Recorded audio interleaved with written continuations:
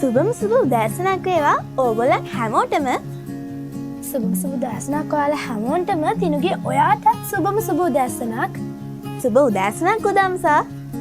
ඔන්න ඉතින් අද අපි අපේ ප්‍රෝග්‍රෑම් එකෙන් කතා කරන්න යන්නේ ගොඩක් වැදගත් දෙයක්. ඒ වැදගත් දේ මොකද්ද කියලා ඔයා දන්නව නේද තිනුගේ? ඔව් ඒක අපි හැමෝටම ඉතාමත් අත්‍යවශ්‍ය දෙයක්. ඒ තමයි අපේ නිදහස් උත්සවය අදට යෙදී තියෙනවා.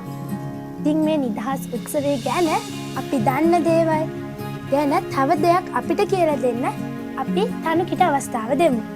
සුබ උදෑසනක් වේවා ඔබ සියලු දෙනාටම.